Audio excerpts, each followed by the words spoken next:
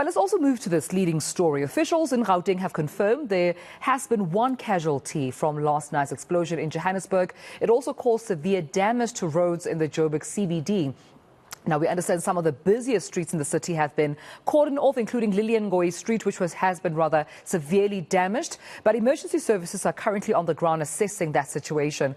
But of course, Heidi joins me live now just to give us an update on what exactly is currently happening. Heidi, a very warm good morning to you. It's been quite a busy evening last night, this morning as well, seeing even Premier Panyazalu Sophie, Mayor Kabelo Gwamanda, as well as other law enforcement and authorities trying to get to the bottom of the cause. But it seems and sounds to me, Heidi, as if they're still investigating, the cause for this explosion, especially after the statement after Egoli gas and various enforcements being present right now on the scene. Yes, indeed, Tumelo, I must say that if the Premier himself cannot ascertain what exactly happened just after 5 o'clock yesterday on Bree Street, then, who are we to try and figure it out? We are none the wiser as to what exactly has happened and how exactly that explosion happened on Bree Street. We do know that quite a significant part of the road was completely damaged. We know that vehicles were literally turned on their heads because of that explosion.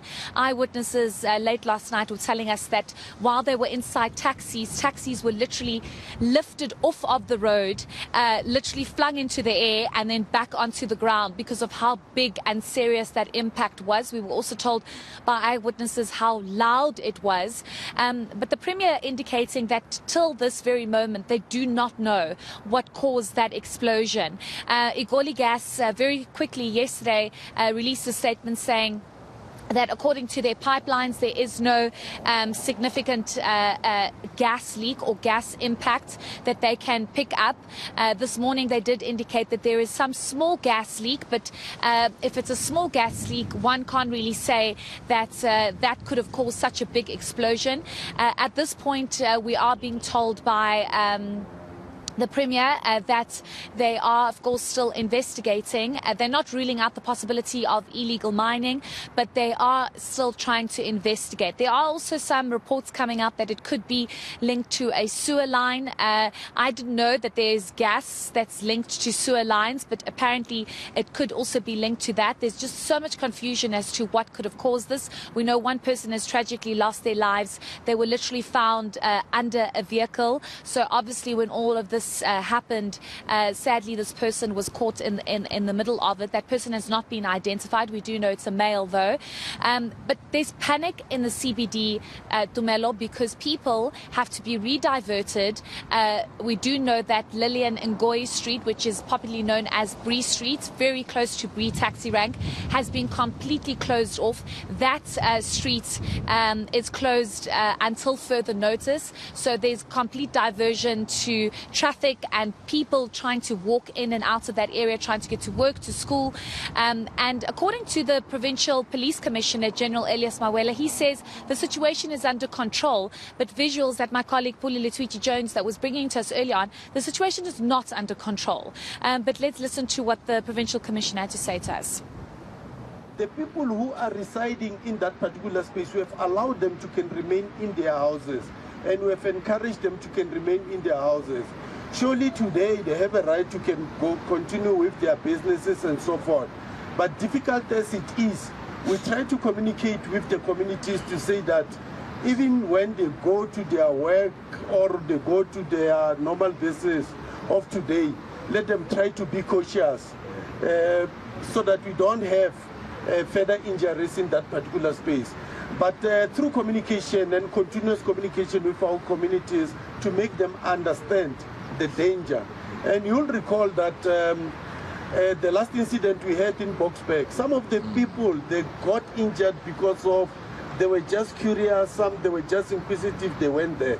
So through communication and encouraging our people that please, for your own safety, respect this area because it is not yet declared safe. So, Heidi, what happens next? I mean, from where you're standing, I can still see a police car, or, a JMPD car, rather, right behind you, giving an impression that we still have presence, law enforcement presence from where you stand. What are the next steps? We don't know exactly what the cause of this explosion is. Those investigations are still ongoing. We know certain roads have been cordoned off. Any indication of what is happening now and what the next steps are? Yes, so there will be a briefing at 1 o'clock by the Gauteng Premier Panyaza Lesufi and a number of other officials as well. But what you are seeing behind me, Tumelo, is what has been established as a command center. It was established late last night, soon after the news broke, and the Premier was on scene together with other officials. We will be heading over to Bree Street just after this live crossing, so I will be able to give you a further update as to what's going on there. But from what I'm gathering, Tumelo, it seems as though the road is still closed off. Police are still trying to bring control and order to that area.